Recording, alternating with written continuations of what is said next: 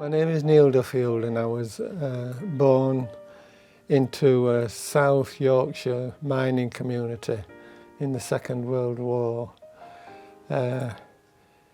My family lived in a council house and virtually everybody on that estate and through the rest of that small village worked in the local pit. My father was in the army when I was born, and he didn't really come back until 1947. So the first 5 years of my life I was brought up by my mother and my grandmother. It was a very male community, and if you know anything at all about South Yorkshire mining communities at that time, they were built on solidarity, on neighbourliness, on cooperative action. I was at the primary school there and they took us all down, they took all the lads down anyway, when we were 10 years old, down the pit to show us where we were going to be spending the rest of our lives. I made up my mind there and then that I wasn't going to do that, I was going to do something else. But in terms of politics, we never knew the word Tory, really. You couldn't utter it, it was a swear word where I was. Everybody was Labour. So I grew up in that very trade union orientated solidarity between different households and different people. As a norm, that was taken as a norm as I grew up, and so the thought of not being Labour never entered anybody's heads. As a child, I accepted all that. I accepted the state as it was, and it was the post-war state of nationalised industries. The NCB was a national industry, coal mining, transport, all the various utilities, gas, electric, water, all that was nationalised and was part of what we regarded as the state. And we did regard it as ours, I think. I was aware of that. I had that drilled into me from being a child, that was the way it was. There were limitations to that community, I think. One was that it was a very male industrial sort of community.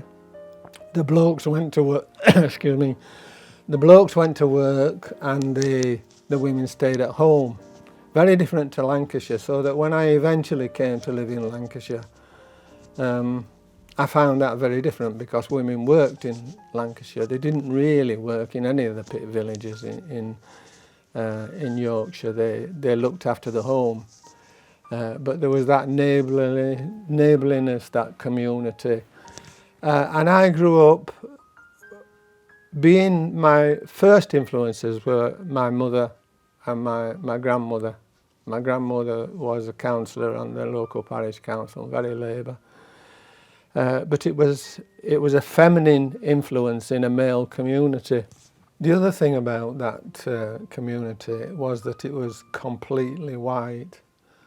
As a child and a teenager, I'd never seen a black face. In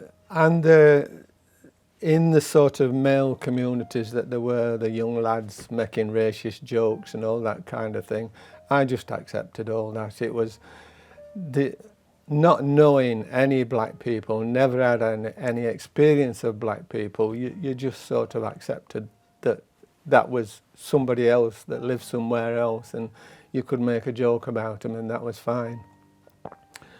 So there was that sort of ignorance which bred a sort of racism from people like me that had never seen a black face and never spoken to a black person.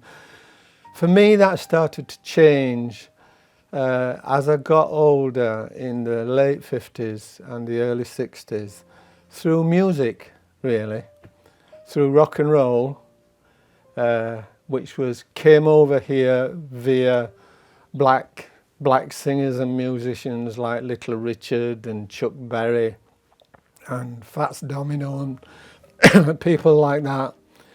And I started sort of being aware that there were very, very talented people that I just fell in love with the sort of music they were making. And later on, in the early 60s, I got very interested in black blues music, American black blues music, and started to learn something about where it was all coming from and the background to it. But it was still all at arm's length. I'd never really met black people. Rotherham, where I grew up, it later became a very multiracial society, but at that time it was completely white, dominated by the heavy industries. And I didn't really meet any black people until my girlfriend and my girlfriend at that time was called Ros. The two of us decided to go to Jamaica, just up sticks and go to Jamaica. And we didn't have much money, so we went the cheapest way we possibly could, which was on one of the immigration boats, going backwards and forwards between the West Indies and Britain at that time. And we went steerage, which was the cheapest fare you could have on those boats. We couldn't afford a cabin to share, so we had to share dormitories. I was in with 6 Jamaicans returning from Britain to Jamaica, and Ros was in a dormitory with women, black women, and on that boat we were in an entirely black community. There were whites on the boat, but they weren't in steerage. They were in first class, and we never saw them. They ate in different places, they mixed in different places, and that was all out of bounds for us that were in steerage. So we ate, slept, and spent all our days, and it took 3 weeks, that journey from Britain to Jamaica. We were among, for the first time in my life, a black community, and I just loved it. I made a lot of friends on that boat, and it changed my perception. It was about 2 years after Jamaica became independent and had its own government. There were still white people there, but they were no longer in charge. We didn't live in the areas where white people lived, mainly because they tended to be a lot richer than the native Jamaicans, and so we lived in a fairly poor quarter of Kingston, surrounded again by black people who I wasn't used to at all, apart from the 3-week journey across. But I absolutely loved it. I loved the culture, I loved the music, I loved the street life, I loved everything about it. And it completely formed my opinions, not only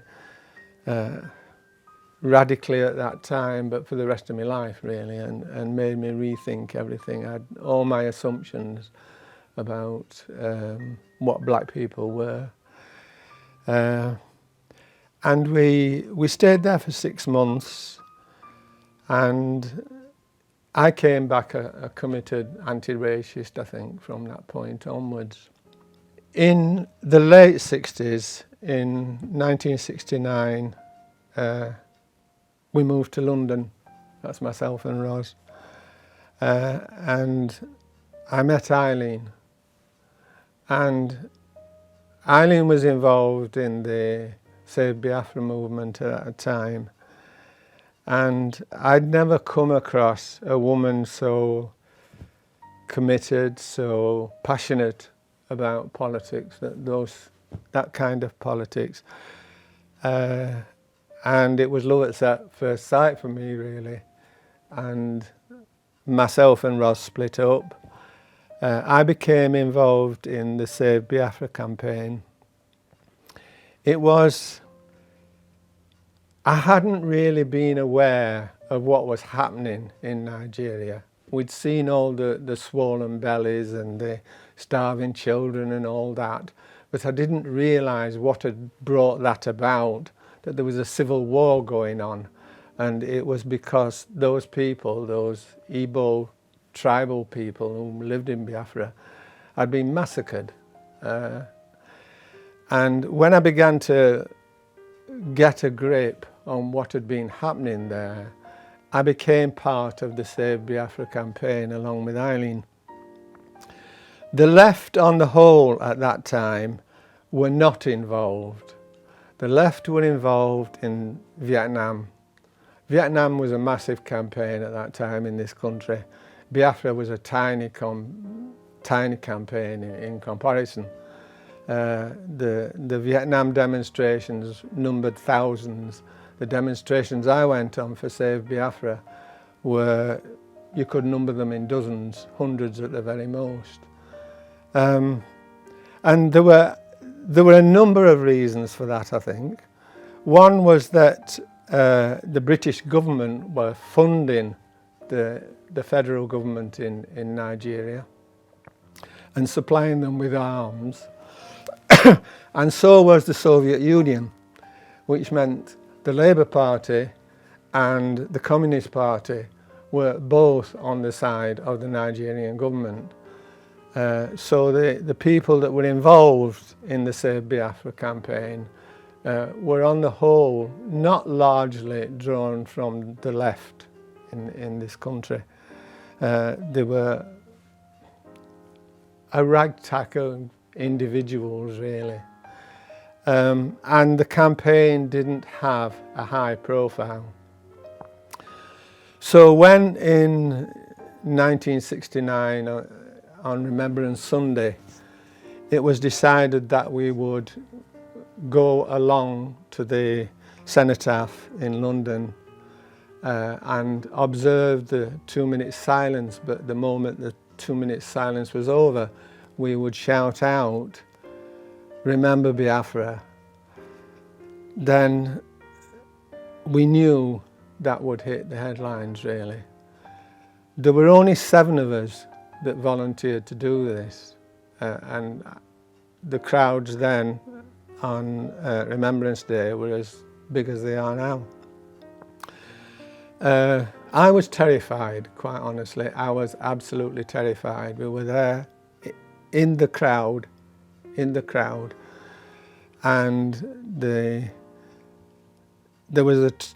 Queen went and laid the wreath, and then the guns went off for the two-minute silence.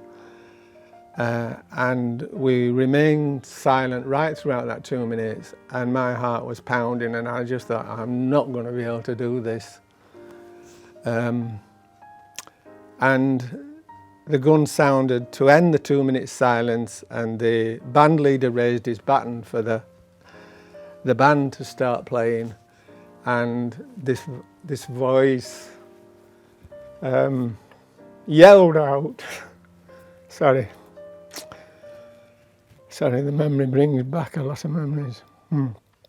This voice yelled out, "Save Biafra, remember Biafra." And it was Eileen, of course, and the rest of us then joined in, all 7 of us. We were immediately hauled off. The police came charging through the crowd, grabbed hold of all 7 of us. I shut up immediately. The police arrived, but Eileen carried on shouting. And the policeman clamped his hand over Eileen's mouth, and she was led off with this policeman's hand clamped over her mouth. That photograph and the films that were taken were all over the national news that evening, all over the papers next morning. It hit the headlines in a big way, and put the Save Biafra campaign into the spotlight for the first time, really. It really did what it was intended to do, and that was to draw people's attention to what was happening in Biafra. But there was condemnation of what we'd done in the papers. What we didn't expect was that in the papers, along with the photograph of Eileen with the policeman's hand clamped over her mouth, was the headline, "What happened to free speech? What happened to the right to protest?" And we didn't really expect that. But I suppose it was the 60s, and, you know, a lot of that was around in the 60s, the right to protest, freedom of speech, etc. So that was an aspect to it all. But we were prosecuted, all 7 of us. We were taken to Cannon Street Police Station, locked up, and charged with using insulting language liable to cause a breach of the peace. And we were summoned to appear at Magistrates' Court the following week. Well, Eileen was considered to be a bit hot-headed, and a bit too hot-headed really to represent us in court. So I was considered to be a bit more level-headed, so I got the job. And the magistrate, of course, had seen all the news, had seen all the reports, read all the newspapers and everything. So it was a sort of high-profile appearance. But to our surprise, all I did was say we didn't intend to upset anybody. We were just trying to bring attention to what's happening in Biafra, and the fact that this is a war going on at this moment, which the British government is arming and supporting.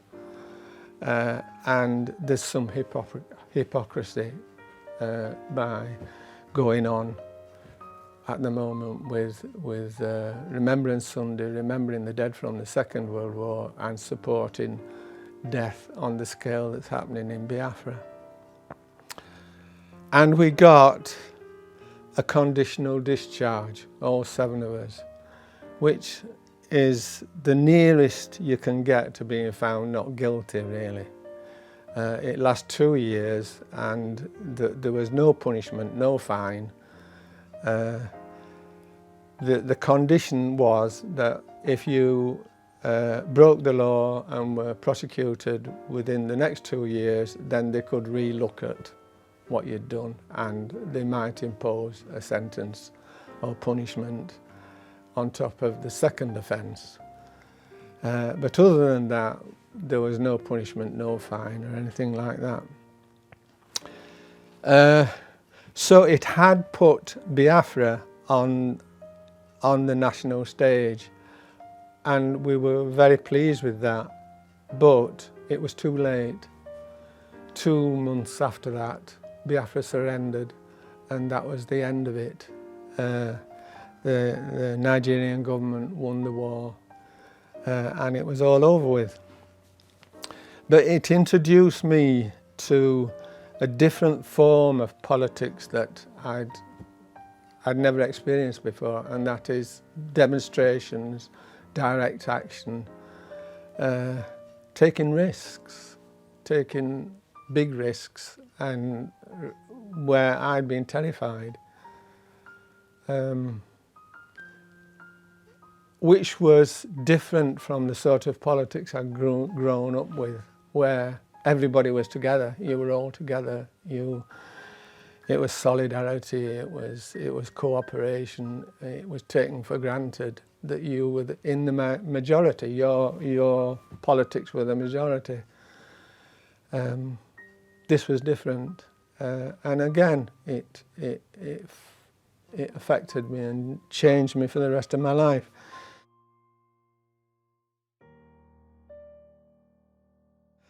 By this time, myself and Eileen had got married, and we moved back up north, and we came to live in Bolton, which again was a bit of a culture shock for me, because I found all these women that had spent their lives working in the cotton mills, unlike South Yorkshire, very different from South Yorkshire, and a different mentality. We went into rented premises, privately rented premises, and I got a job as a carpenter at the Octagon Theatre, where Eileen was working as an actress. We lived just outside the centre of Bolton in a private flat. Not long after we'd been living there, we applied for a council house, and it was at the time when council housing was, you didn't have to be on the waiting list for 3 years before they even considered you. After applying for a council house, we got one within months, 2 or 3 months, we got one, and we're absolutely delighted. We moved from where we were living in the town centre up to Udale Gardens on the Brakemet estate.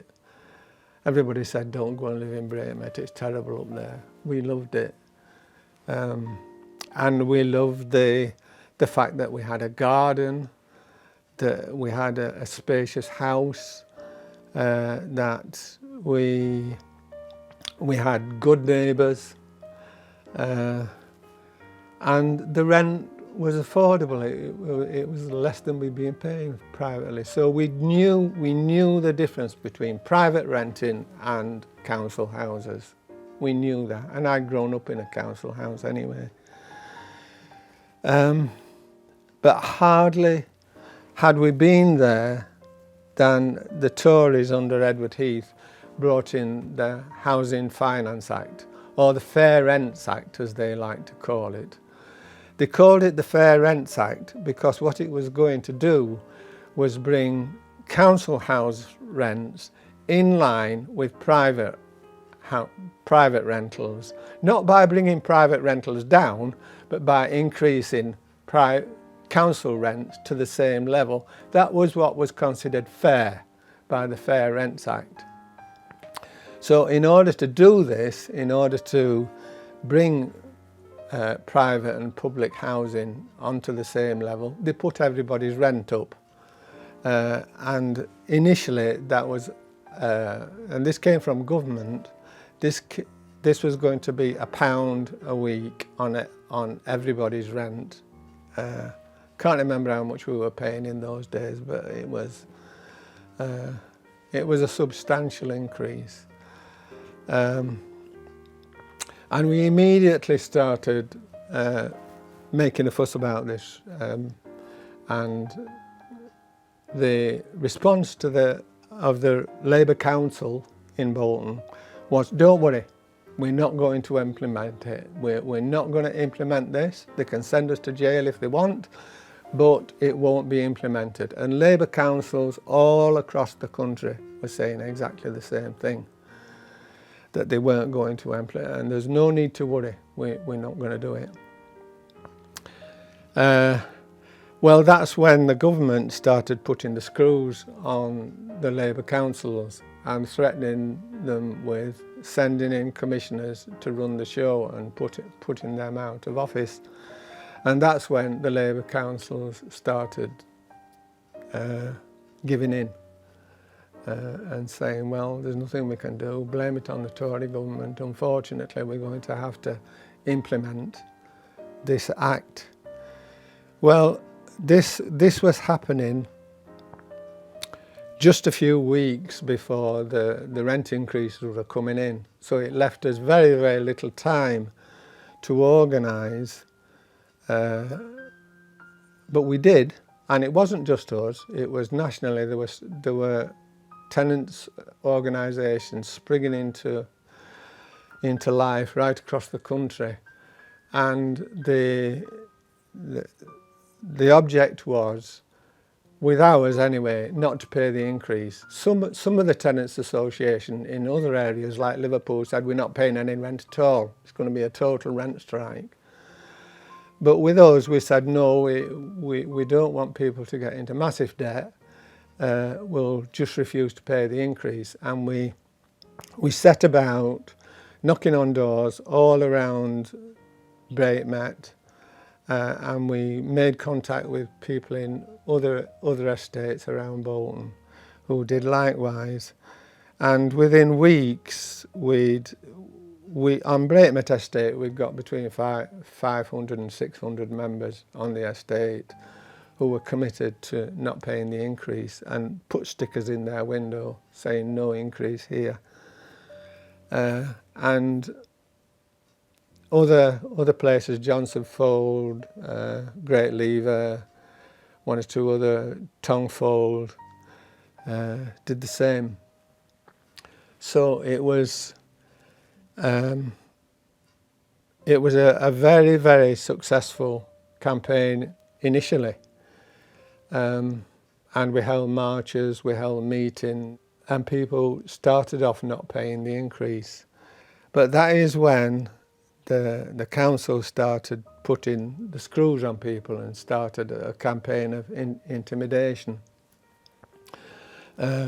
which took various forms. The rent was paid by most people in those days by the rent collector coming round knocking on your door, and you paid the money over the doorstep. And the rent collectors used everything in their power to tell people that they would get into serious trouble if they didn't pay this, etc., etc. The other thing that the council did was to tell, to put out the word that if you were in difficulty, if it was too much for you, you could apply for a rent rebate, and they'd be very sympathetic to giving you a rent rebate. And they handed out all these forms to tenants to fill in, so that they could assess your income and see whether you're qualified for a rent rebate. Well, what we did, we organised a march and took these rent rebate forms down to the town hall and burnt them in the town hall square.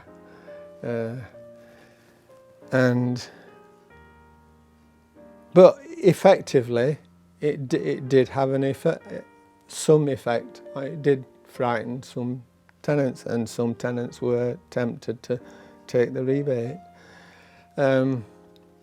Also, what the council did was say, what we'll do, it's not going to be £1 a week for everybody. We'll put some people that can afford it above the £1 a week, and those who can't they won't pay £1 a week. So the people that were sort of less well off, that wouldn't have to pay £1 a week extra, started dropping off. So it was a mixture of persuasion and downright intimidation, really, that started the numbers gradually to dwindle. Until this lasted for about a year. I'm covering about a year here that people were on strike. Eventually there were only a handful of us left that were still not paying the rent. And the council said that if we didn't pay the rent, they would send the bailiffs in and distrain our furniture. So we said, well, all right, go ahead, do it. And there were six of us that they did this to. And one day the bailiffs arrived at our front door, and we thought they were going to take the furniture, but they didn't. What they did was they went round the entire house with stickers, sticking the stickers on everything in sight, saying this property belongs to Bolton Council and should not be removed from the house or disposed of in any way. and they did this to all 6 of us. And this generated a lot of publicity. The Granada TV came in, the BBC Look North came in. It was over the newspapers. They were taking photographs of all these stickers, because we only owed about 40 quid, and they distrained everything, every stick of furniture we had, basically. And then on the back of that publicity, we organised a march from the estate, from Brakemet Estate, into the centre of Bolton, demanding that these bailiff distraint orders be lifted. And tenants came from all over the northwest, from Manchester, from Oldham, from Liverpool. It was a big demonstration. And the following week, the council backed down and said they'd discussed it internally and decided that this was not the right course of action. And they sent the bailiffs in to take all the stickers off the furniture. What the council did do, was take us to court and get an order in court to have the money, the extra money, taken directly out of our wages.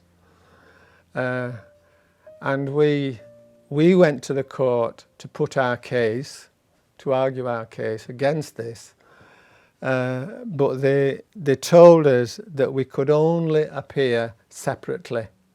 We could not appear, all 6 of us, together. And we said, no, we want to appear all together, because we're all in the same situation. We're all suffering from the same distraint of having our wages deducted. So we want to appear together. Well, they wouldn't allow this. So we weren't allowed in, so the decision to do this was made without us even being able to put our case. And that was the end of the strike, because the money then came out of our wages, and there was nothing we could do about it. In retrospect, I think we went on too long. By the time there were only 6 of us, we were just being very, very stubborn at the end.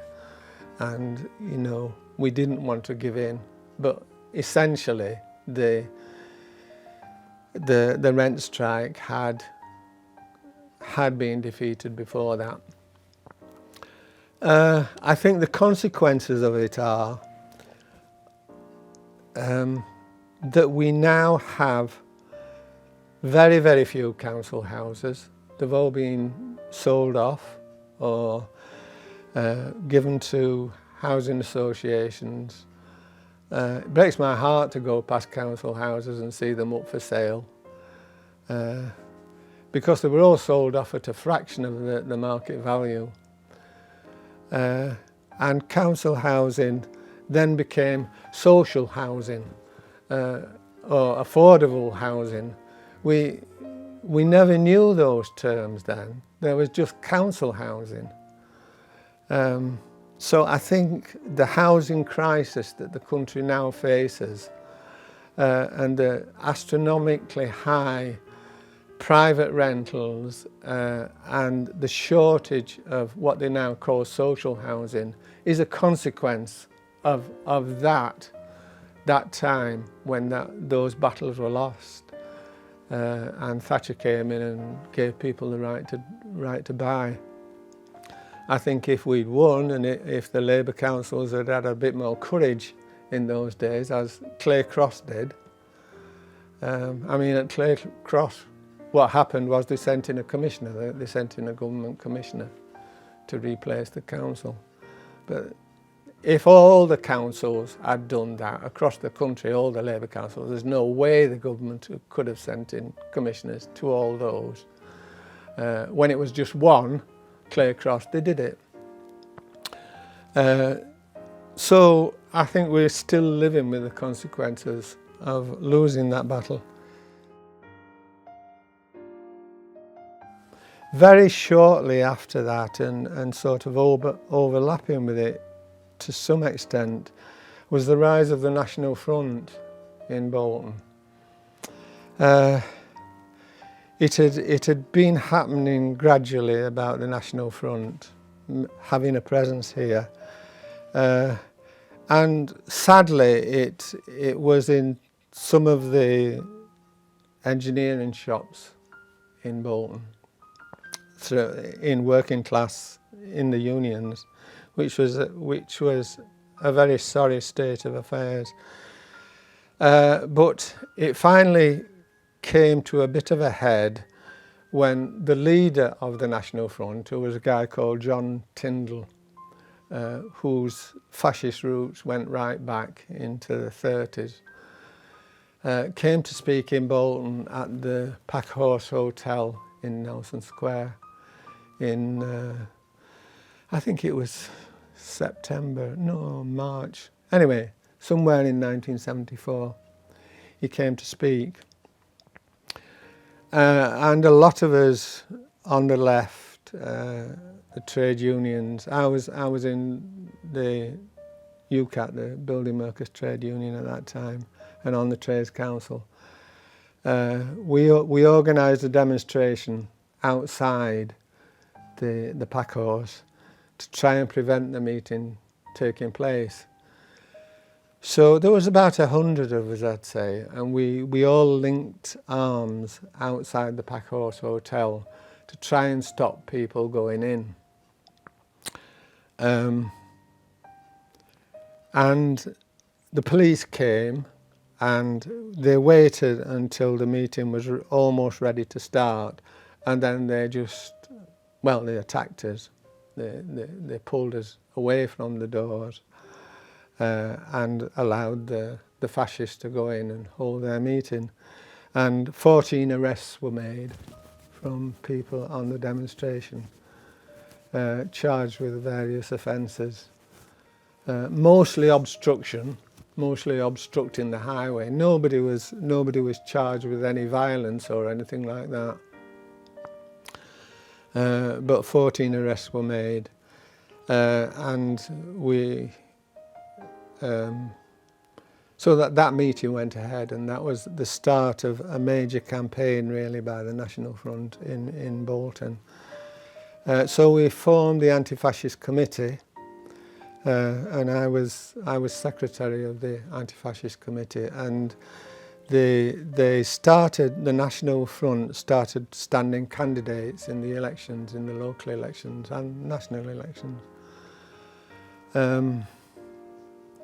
So we decided as the Anti-Fascist Committee that we would oppose them wherever they stood.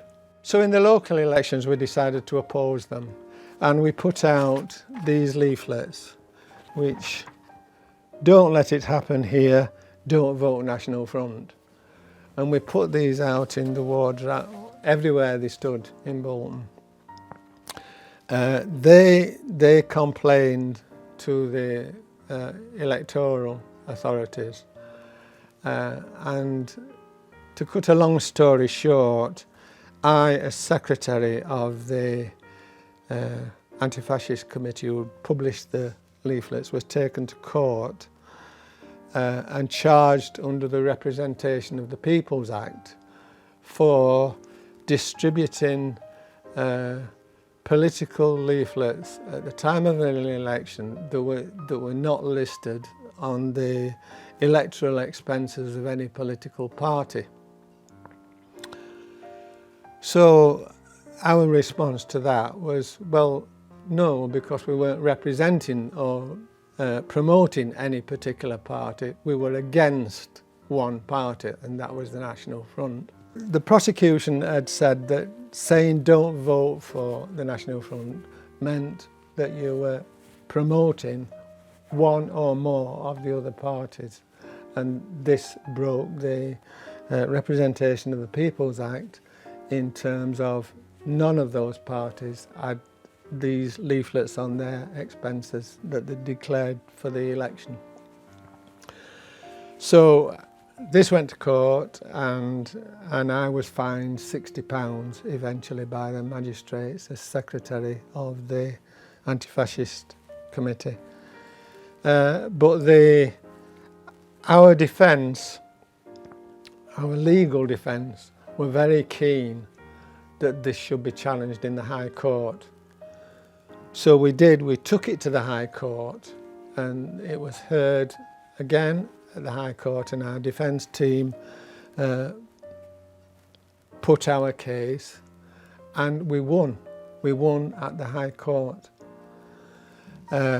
So then the other side, the prosecution, said this is too important a case.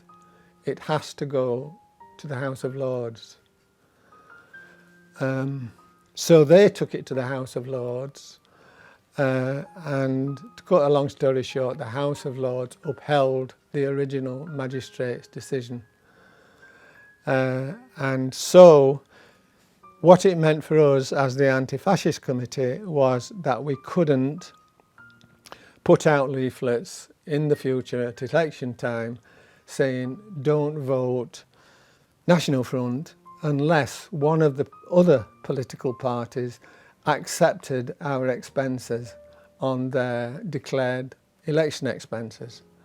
So we approached the Labour Party and said, this is the situation, would you accept the cost of our leaflets on the expenses, on your expenses for the election?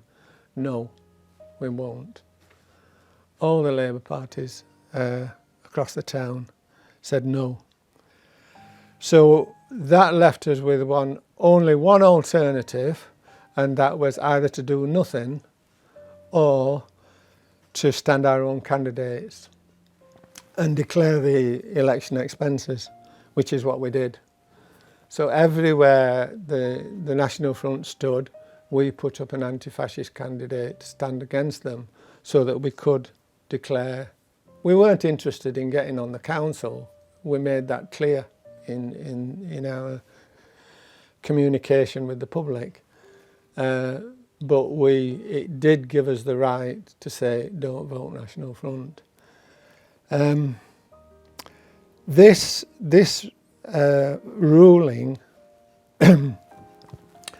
of the House of Lords was later challenged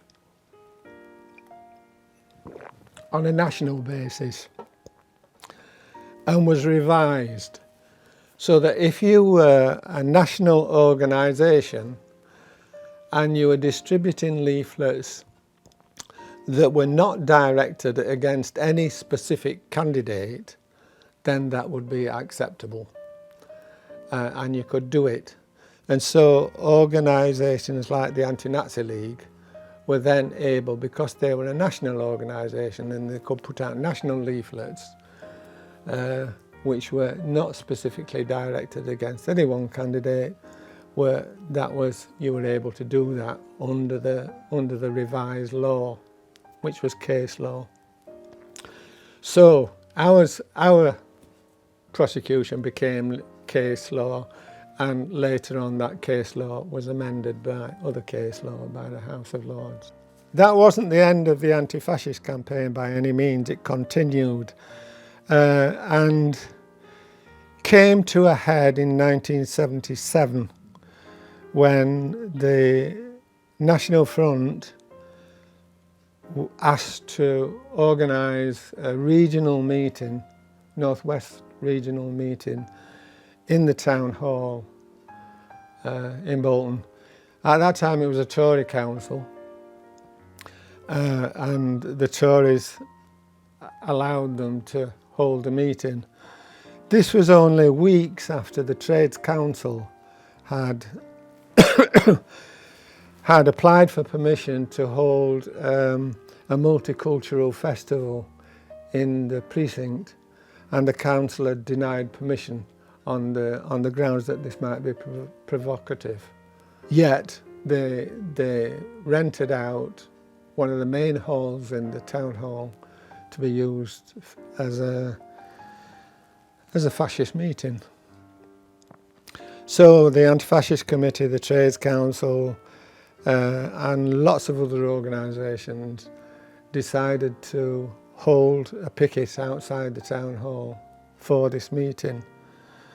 and thousands turned out. The turnout from Bolton was huge, huge Asian proportion of people, trade unionists, anti-fascists, anti-racists, but also from other areas as well. So there were thousands there. And Chief Constable Anderton from the Greater Manchester Police organised a massive police presence all around the town hall with horses and police in their hundreds. The National Front marched under police escort from the station to the town hall and into the town hall and held their meeting, opening the windows and jeering at us all outside.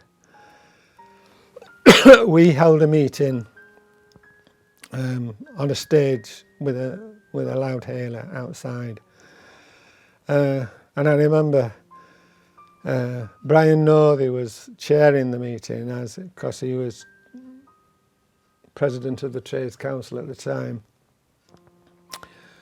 and I was secretary of the Trades Council at that time too. We were on the platform, and this guy came up to us and said, I'm from Tameside Trades Council. I'd like to make a contribution if that's all right. So Brian said, yeah, fine, go ahead. So this guy grabbed the mic and he said, when I give the word, everybody charge the police lines and storm the town hall. I looked at Brian and Brian looked at me. And our jaws just dropped open. Brian grabbed this guy by the shoulders and pulled him away and grabbed the mic and said, please don't do what the last speaker has just said. And I had to hold on to this guy while Brian stopped people storming the town hall, because it would have been suicide. The horses were there, we would have been trampled underfoot, they were armed, So anyway, it ended in a bit of chaos. But shame on Bolton Council that they should do that they should allow a fascist organisation like them to proclaim their racist stuff from a town hall stage after weeks before only banning anti-racist multicultural festival from taking place in the precinct. The Trades Council changed a lot in that period. I was on the Trades Council in 1972 when the building workers were on strike, and when the Shrewsbury pickets were convicted in 1973, I tried to raise it at the Trades Council to get support for them and to go down to Shrewsbury and support them in the trial. But the chairman of the Trades Council at that time, whose name I won't mention, wouldn't allow that to be on the agenda. And when I tried to raise it, despite it not being he ordered me out. I was thrown out of the Trades Council.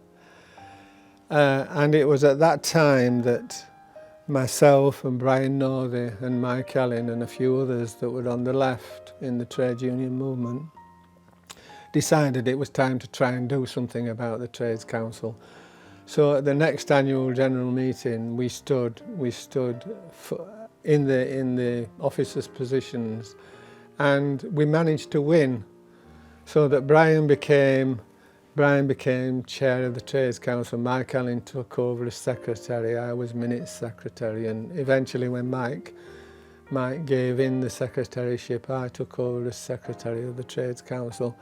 And so the Trades Council was involved in a lot of campaigning from that time onwards. There was as well as the Shrewsbury Pickets campaign and the women's right to choose, there was Ireland. Both myself and Eileen were involved in the Troops Out campaign, in the Free Birmingham 6 campaign, in the Guildford 4 campaign. If you don't know about these campaigns, the Birmingham 6 were arrested after pub bombings in 1974 and were convicted with very, very heavy sentences, but were eventually freed, and it was a miscarriage of justice. The same happened with the Guildford 4. They were convicted of being party to bombings and were eventually freed, and that their convictions proved unsound. So there were all these campaigns going off at the same time. And as well as that, we were trying to bring up a family, me and Eileen. We had 2 young kids. We were doing our best to do this. We were earning our living. It was a very intense period, and then I suppose I have to say something about the Socialist Club. A lot of our meetings were being held at the Socialist Club at that time. The club was controlled basically by the Labour Party in the 70s, 60s and 70s. And it had become a drinking den more than a political meeting house, but politics still took place. A lot of meetings were held there. But it earned a lot of money through the after-hours drinking, because it was a members' club. But in 1982, Chief Constable Anderton raided the club one afternoon and found that the club was packed out with non-members all buying drinks.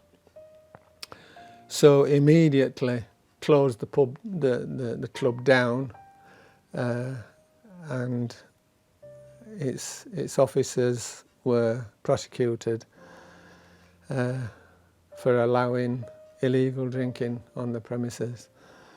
And the club was also heavily in debt. Despite all this money it had been earning, it was still heavily in debt to the breweries. So the club committee, that was largely controlled by the Labour Party, decided to sell the building, and went through the process of trying to put it up for sale.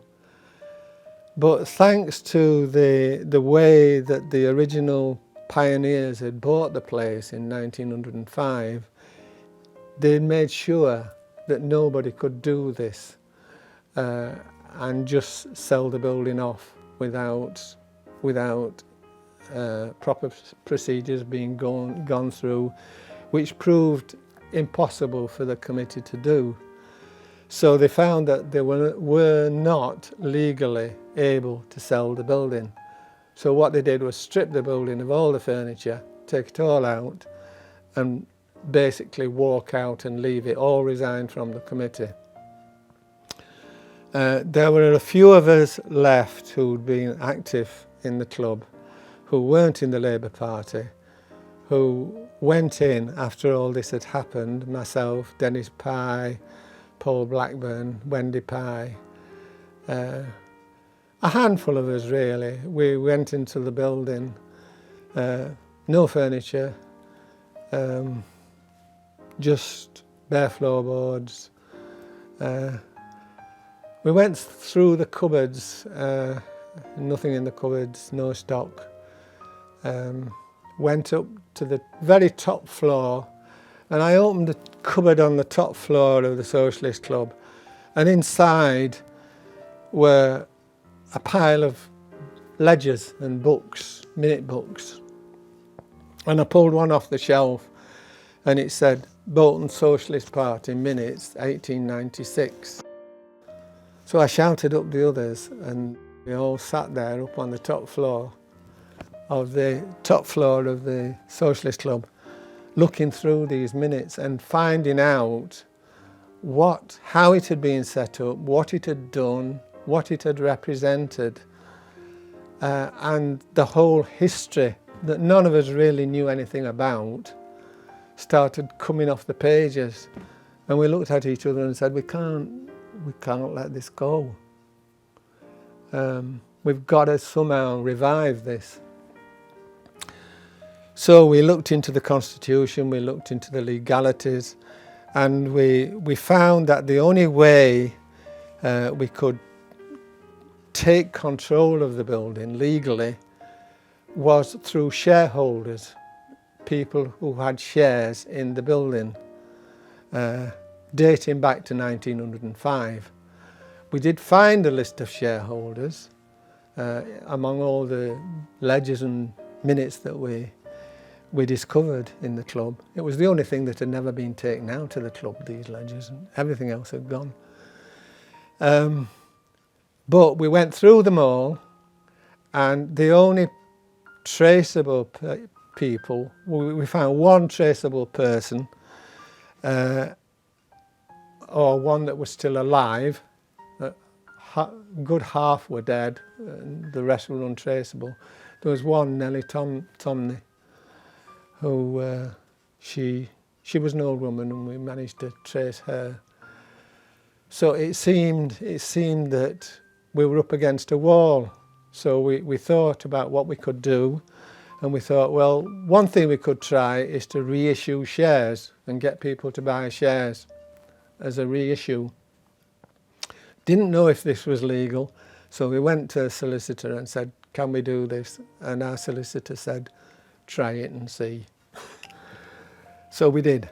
We issued shares at £1 a piece on the basis that no matter how many shares you bought, you had one vote, and there was no income from the shares whatsoever, no interest on them.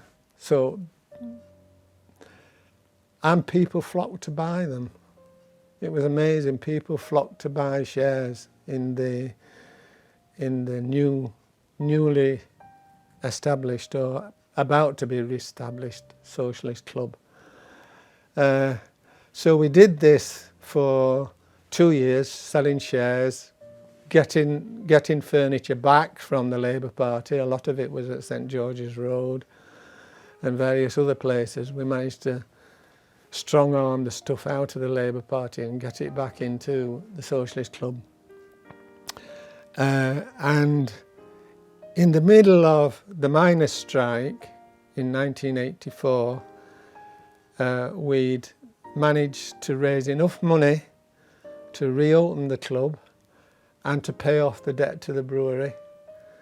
And we had a big opening ceremony where miners from Bold Colliery, Agecroft, St Helens, Parsonage, Bickerthorpe, all these local collieries sent bands, sent banners. Lots and lots of local people came.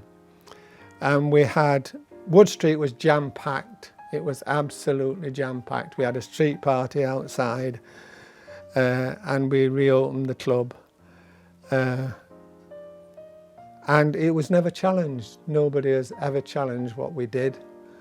So it is now set up on the same basis that it was in 1905, with the same sort of constitution and everything.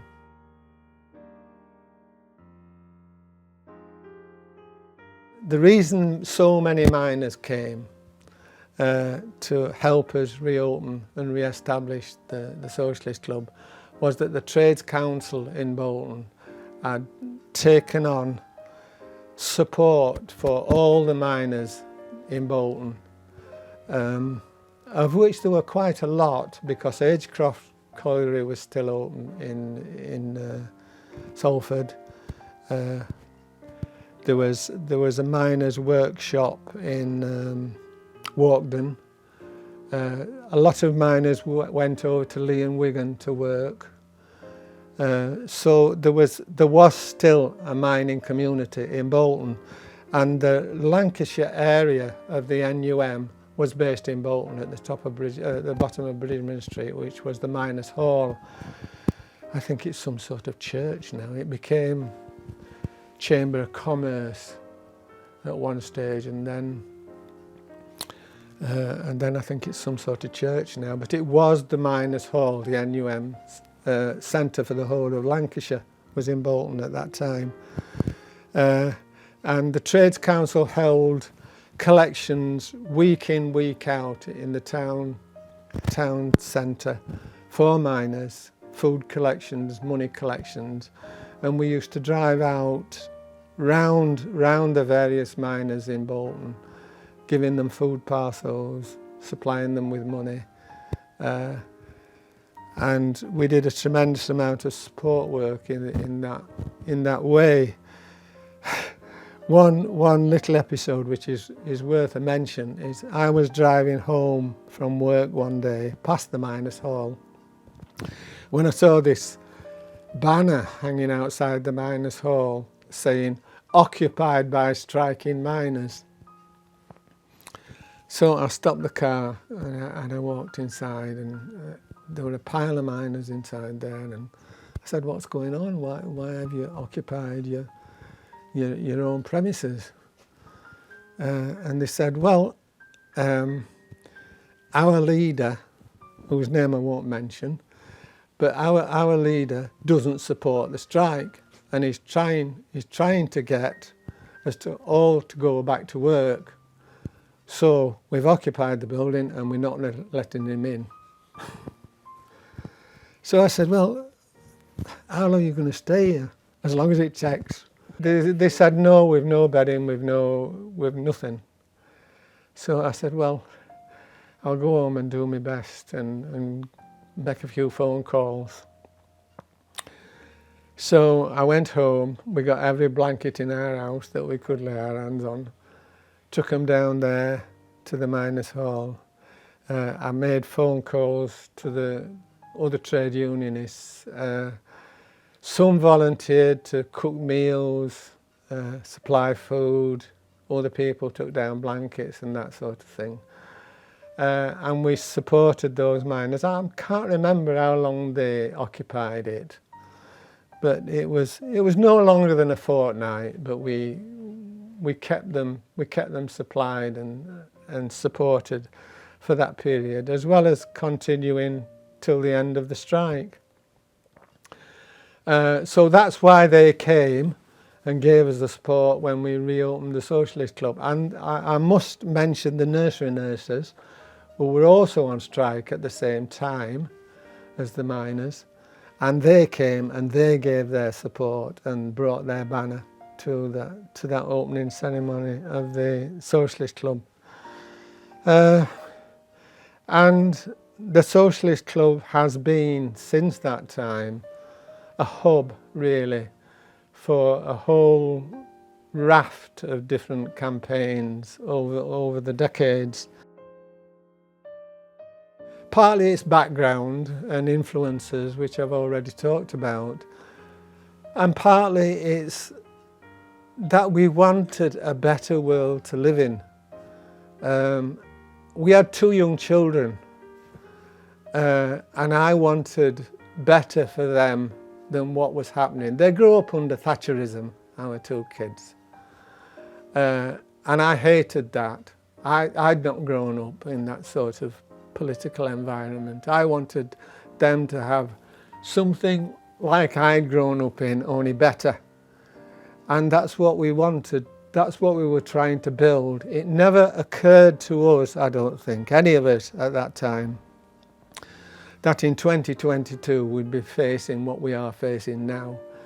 We imagined that we would be living in a socialist society, that our children would be provided for, that they would have stable lives, comfortable lives, that there would be no more wars, that the hardships that had been endured by our parents and by people right across the world, they wouldn't know about, that they'd have something better.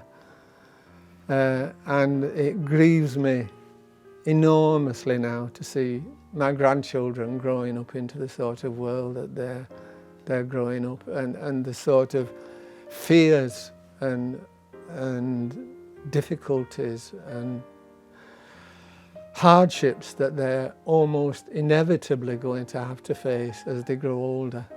We didn't want that when we're trying to change that. We were trying to change it not just for ourselves but for everybody. So that's the answer really, and in that sense you have to say we failed. We failed at what we were trying to do. I don't regret a second of it.